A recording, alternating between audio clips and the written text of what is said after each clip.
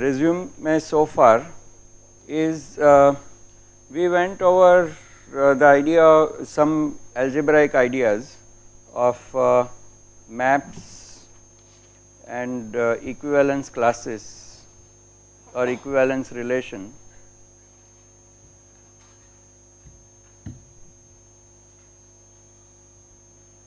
Then of course the definition of the group itself, then the idea of subgroup, and then the idea of equivalence class, the idea of left cosets, left and right cosets of a subgroup.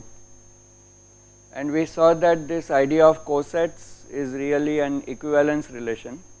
So it actually partitions the whole group into, so this equivalence relation is the one of the cornerstone ideas we will use in 2 or 3 very important theorems. And the implication of the equivalence relation was that any set S, so at that stage there is no group theory or anything, it is just some set theoretic, something related to maps and sets, and it breaks up any set into subsets which are all disjoint.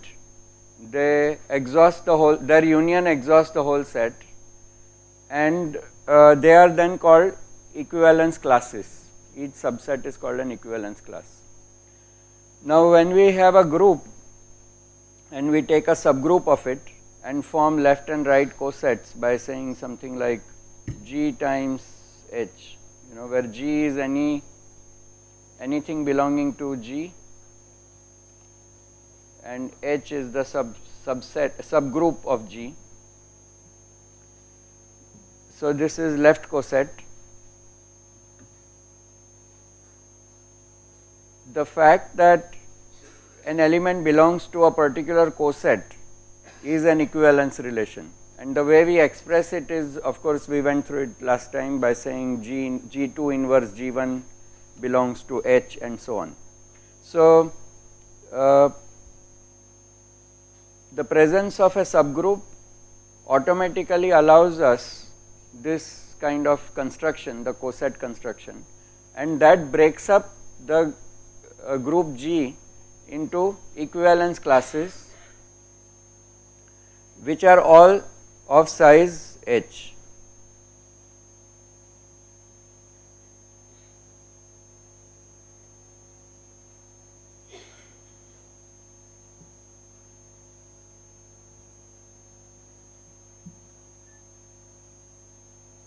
Which we call cosets, all of size equal to the size of the group H, or which is order of the group H, subgroup H. And this implies in turn Lagrange's theorem that the size of H has to be a divisor of the size of the whole group G.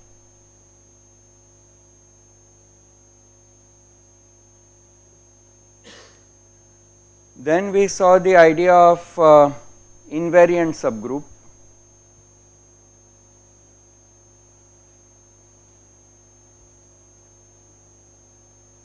Sometimes called normal subgroup.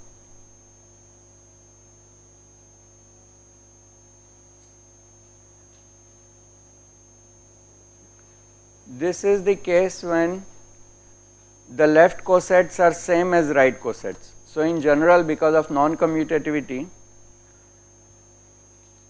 so what we will find, because this division into cosets, the number of cosets has to be universal, has to be the same whether you construct left or right, because after all it is this number, the number of cosets is this ratio. But the subsets as subsets need not be the same, although the number of them is the same. However, if it turns out that for any subgroup its left and right cosets are the same, then it is called a normal subgroup.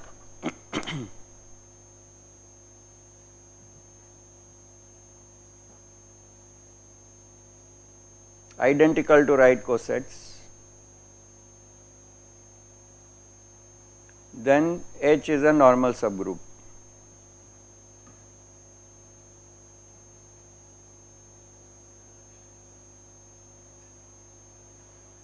Okay, so that was the generalities about subgroups and Lagrange's theorem. The next thing we covered was permutation groups.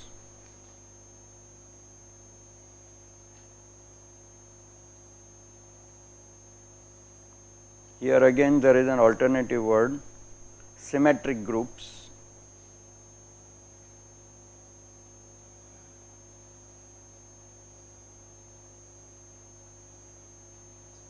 The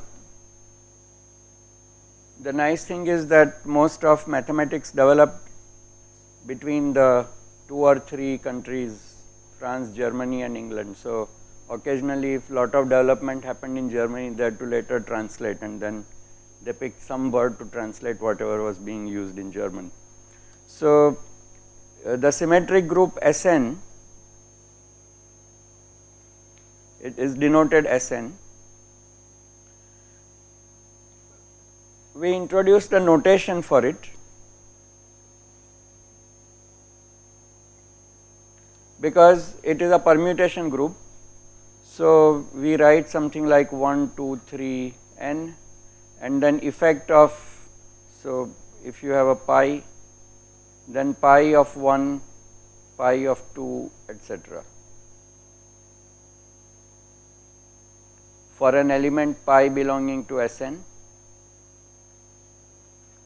we write something like this. Well, we write this particular way, we use this one particular way of representing, but there are other ways of representing Sns, as we will see soon. And then we proved what is called Cayley's theorem. Cayley was British.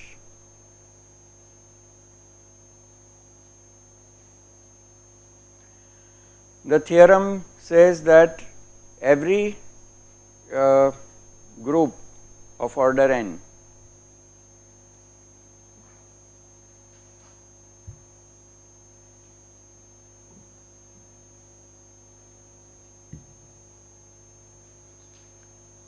is a subgroup of Sn.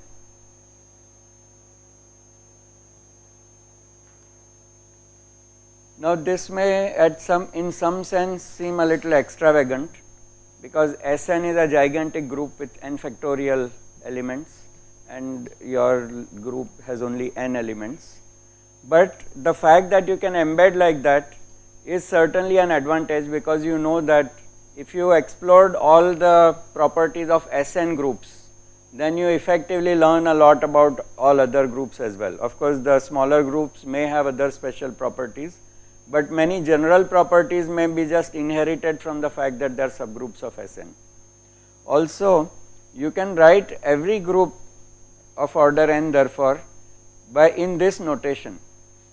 It will be encompassing only some subset of the elements of the gigantic group Sn, but certainly you can write them out in this particular form.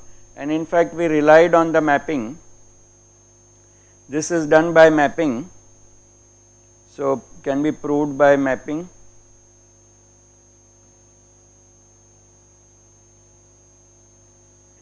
A G belonging to G into a pi G, pi subscript G, by using the multiplication table of G. All you do is take the multiplication table of G, and to represent pi G, all you do is pick the row corresponding to G and apply that, fill the lower row of this notation by taking the effect of G on all the elements.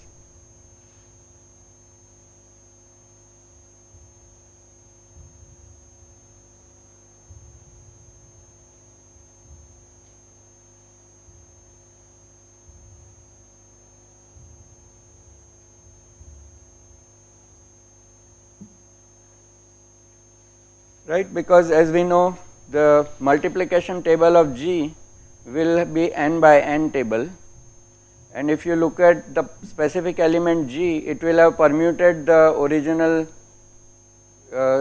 list of group elements into a new set, but that is effectively a permutation. So in a sense, in our terminology of which I forgot to write in our resume, we said that a group is realized on a carrier space. So you have some space on which you carry out some operations, like you have a solid, you rotate it, or you have a lattice which you rotate, or any object that you rotate. So the rotation is a action, or you have a set of objects and you permute them. So the set of objects is what we call carrier space, and the action on it is a realization of the group. So abstract group can be written algebraically simply as some multiplication table, but it is realized in a particular way. Now what we have done here is in a sense realized the abstract group G in terms of permutations. Okay. If you consider permutation as more concrete than the abstract group, certainly permutation conceptually is actually like shifting things around. So it is a particular realization of, so it is one realization.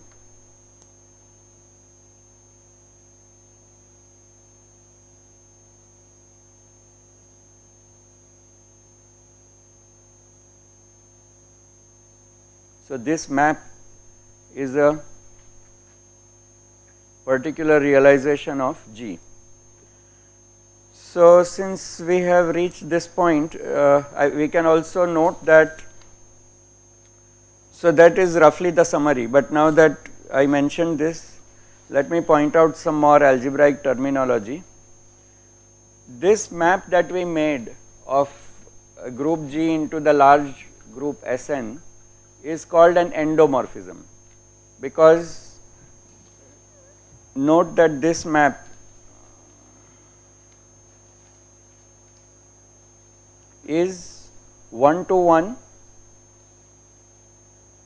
and into, right. This map which is from G into Sn is 1-to-1 because to every element of G we associated one element of the permutation group, and it is into, it does not exhaust the range of the map, but it is also algebra preserving.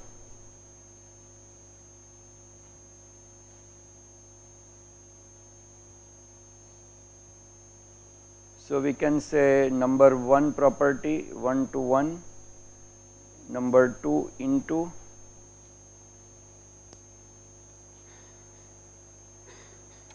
and number 3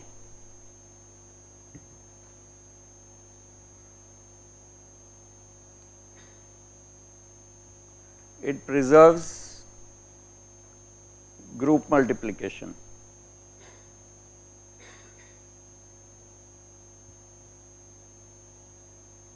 The algebraic structure on our sets, that is to say pi of G1 G2 G1 O G2 will be same as pi G1 O G2 pi G2, where this O is in G and this O is in Sn,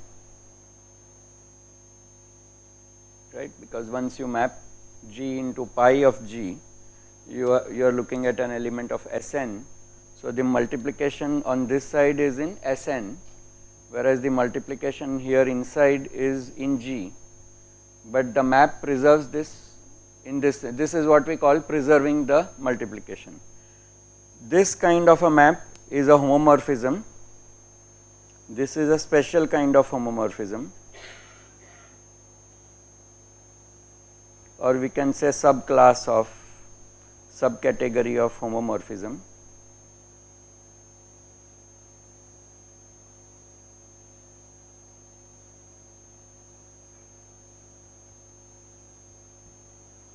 And is called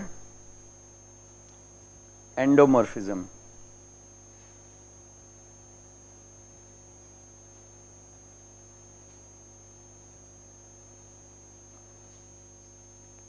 So next let us say a few things that arise out of our definition of coset spaces. One is that this when we have invariant or normal subgroup, so we now define something called factor group.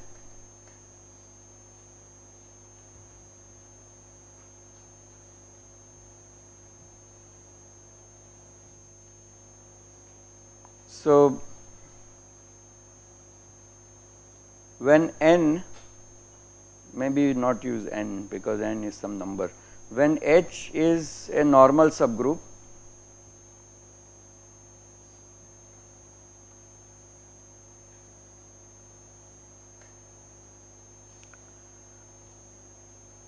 the coset space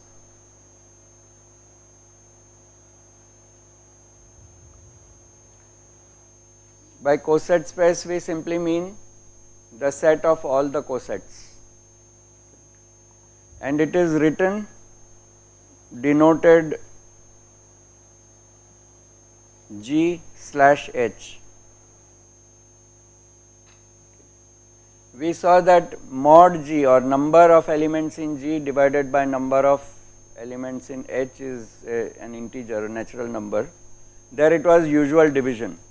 This slash is not a division, but is used as a free form symbol to denote a coset space. When you write G/H, it means that you are using an equivalence relation based on H to subdivide G. Okay. So this is called a coset space and is denoted G/H. So when H is a normal subgroup, the coset space can be also endowed with a group property.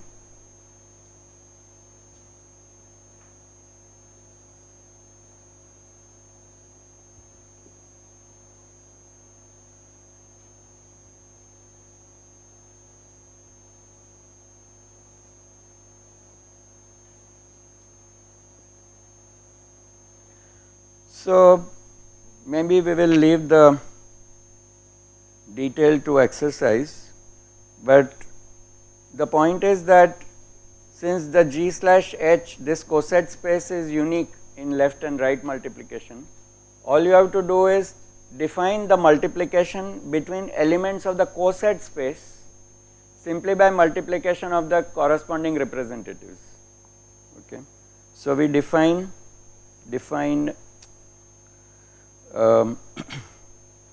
coset 1 times coset 2 to be C3 such that G1 O G2 is equal to G3, where G1 belongs to class C1, G2 belongs to class C2 and G3 belongs to class C3.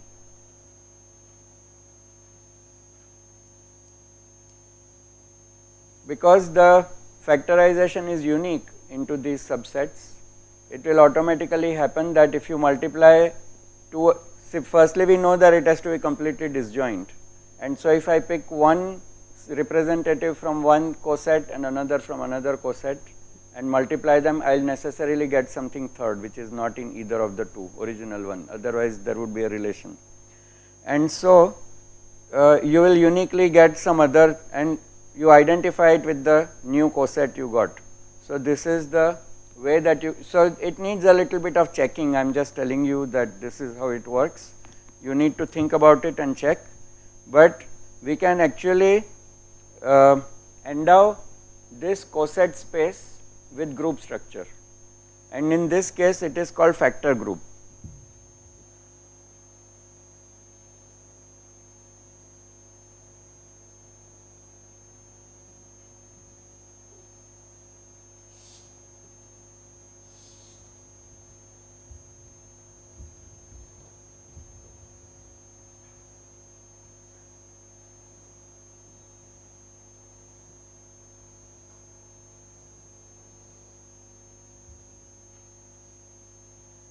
What should we call it?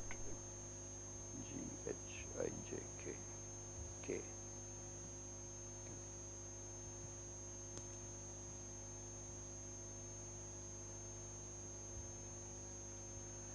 Okay, all this may be becoming some abstract overdose, but we will get to some specifics in after a little while.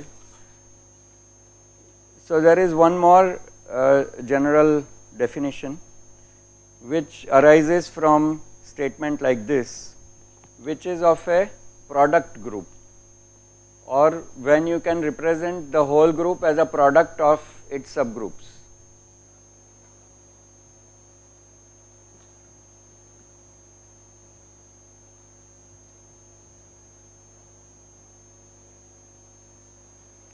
So first we consider the case of what is called internal.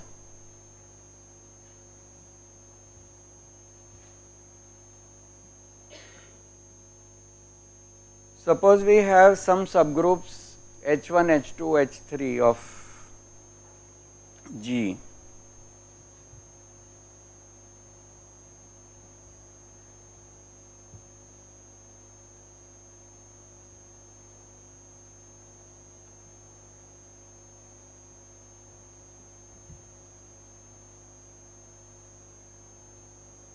And we have the properties that all of them commute among themselves,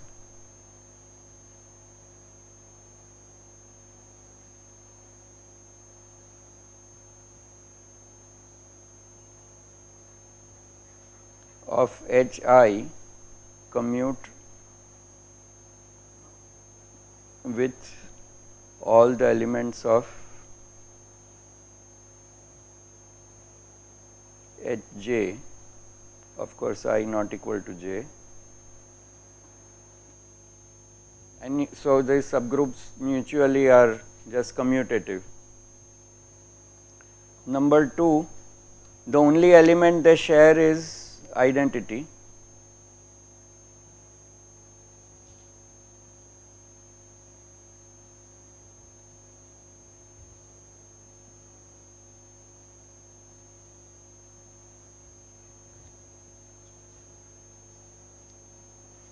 And 3, and this is important, you should be able to recover the whole group out of products of these.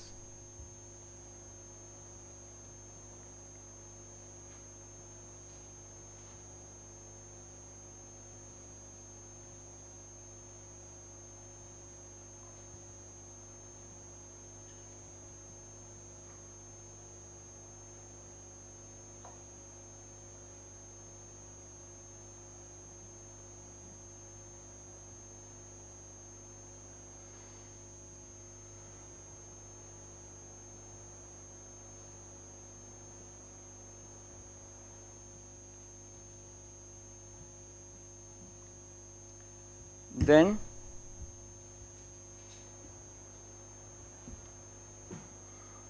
G is said to be direct product of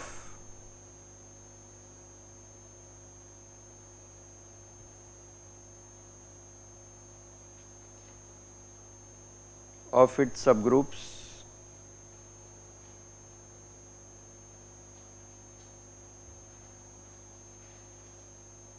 H1, H2, Hn, whatever they are. Okay. So here a group G gets represented as product of its subgroups. You can imagine that if you took any one of these, say H3, then you will find that its coset space will be product of the remaining groups, right. G slash H1 will be H2 H3 equivalent to H2 H3 Hn. Now so if you don't agree with it right now, don't worry, it can be checked. The second way therefore of thinking of product groups is, if I have G1 and G2, can I construct a product group out of them? So that is the external definition.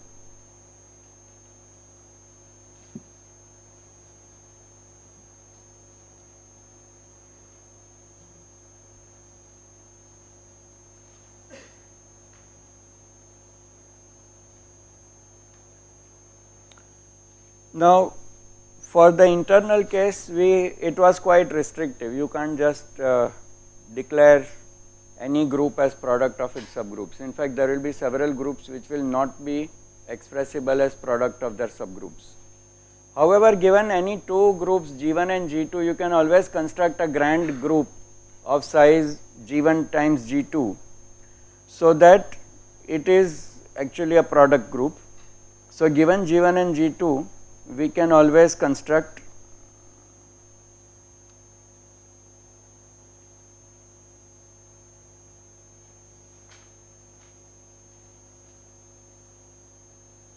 such that all we have to do is provide a multiplication rule on this large group G1 cross G2 such that it satisfies the group axioms, right. So we provide the rule that G1 1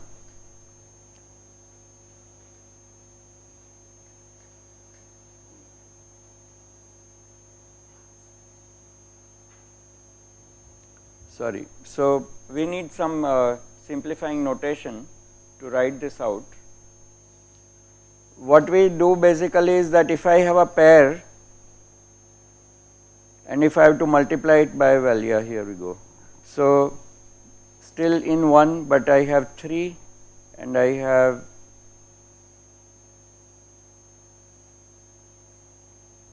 right. So the upper label tells you which group it belongs to, lower is just some indexing, it doesn't matter.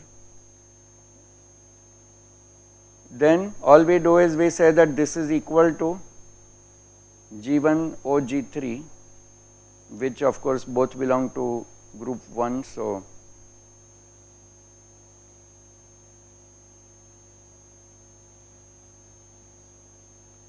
this is the new multiplication table. This is belonging to G1 and this belongs to G2.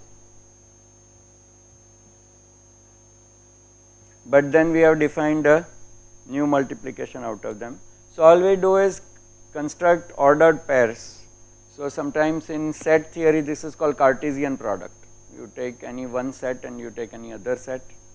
If you create ordered pairs, then you call it a Cartesian product, because this is like the real line and you take another copy of the real line and then you create ordered pairs, you get the plane.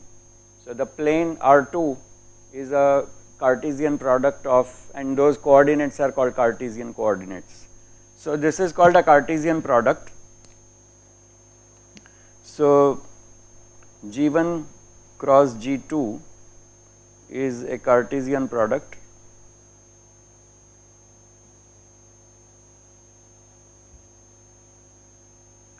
And the above prescription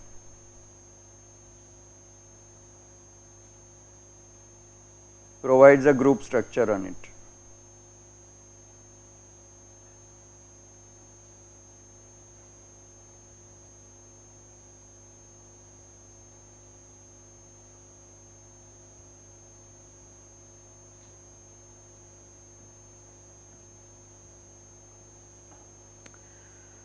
Note, so one has to verify all the 4 properties: closure, associativity, which looks quite easy to check, right? Closure, associativity, existence of identity and existence of inverse. note that the identity element of the product group is essentially the E1 E2 element.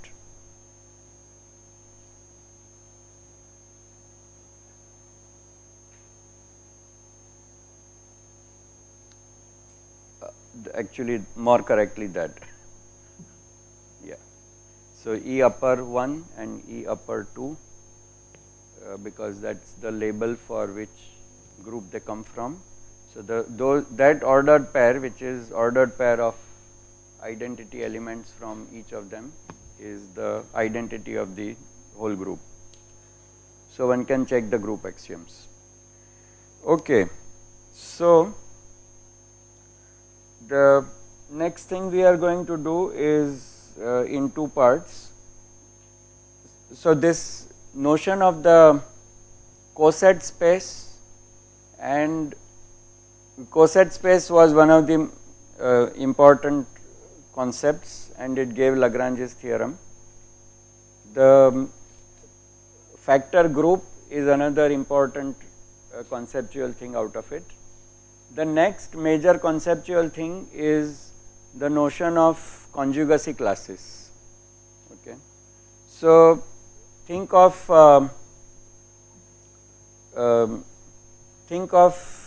ammonia molecule, okay, which is one carbon, and then there are 4 hydrogens symmetrically placed around it. If you take any one of the hydrogens, you can draw a vertical line through the carbon, and then you have a 3-fold symmetry rotation. Okay. But then there are 4 such hydrogens. So each of the hydrogens will produce its own 3-fold rotation symmetry. So these are actually just like conjugate to each other. These are copies of the same thing that you are doing with respect to any one axis. So these are called conjugacy classes, and they are going to be very crucial in analyzing groups in general. And so we are moving towards defining and specifying their properties.